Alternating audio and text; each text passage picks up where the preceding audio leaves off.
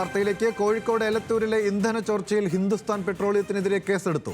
കൗൺസിലറായ M മനോഹരന്റെ പരാതിയിലാണ് നടപടി. പരാതിയുടെ അടിസ്ഥാനത്തിൽ കമ്പനിക്ക് നോട്ടീസ് നൽകുമെന്നും എലത്തൂർ പോലീസ് അറിയിച്ചു. വിവരങ്ങളുമായി കോഴിക്കോട് നിന്നും ലിനറ്റ് വർഗീസ് ചേരുന്നുണ്ട്. ലിനറ്റ്, എപ്പോഴാണ് ഈ കേസെടുത്തത്? എന്താണ് കൂടുതൽ വിശദാംശങ്ങൾ?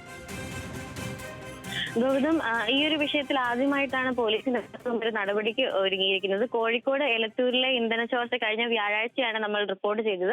ഇതേ തുടർന്ന് ഒരുപാട് പേർക്ക് ആരോഗ്യ പ്രശ്നങ്ങളും മറ്റ് പ്രതിഷേധവും ഒക്കെ ഈ ഒരു എലത്തൂരിൽ ഉണ്ടായിരുന്നു.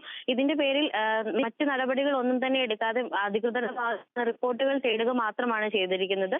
അതിൽ നിന്ന് ആദ്യമായിട്ടാണ് ഇപ്പോൾ പോലീസ് ഈ ഒരു വിഷയത്തിൽ കേസെടുത്തിരിക്കുന്നത്. കൗൺസിലറായ മനോഹരന്റെ പരാതിയിന്മേലാണ് ഈ ഒരു നടപടി എടുത്തിരിക്കുന്നത്. കമ്പനിക്ക് നോട്ടീസ് ഉടൻ നൽകുമെന്നാണ് എലത്തൂർ പോലീസ് അറിയിക്കുന്നത്. സംഭവത്തിൽ ആദ്യമായിട്ടാണ് പോലീസിന്റെ ഈ ഒരു നടപടി ഉണ്ടായിരിക്കുന്നത്. ഒരുപാട് പ്രതിഷേധം ഈ ഒരു വിഷയത്തിൽ ഉയർന്നിരുന്നു. 1500ഓളം ലിറ്റർ ഇന്ധനമാണ് ഈ പുറത്തേക്ക് ഒഴുകുകയും ഈ സാങ്കേതിക പ്രശ്നങ്ങളൊക്കെയാണെന്നാണ് ഈ ഒരു വിഷയത്തിൽ അധികൃതരൊക്കെ തന്നെ അറിയിച്ചിരിക്കുന്നത്. ഈ ഒരു വിഷയത്തിൽ ഉടനടി മറ്റ് നടപടികളൊക്കെ തന്നെ എടുക്കാൻ ഇരിക്കുകയാണ് എലത്തൂർ പോലീസ്.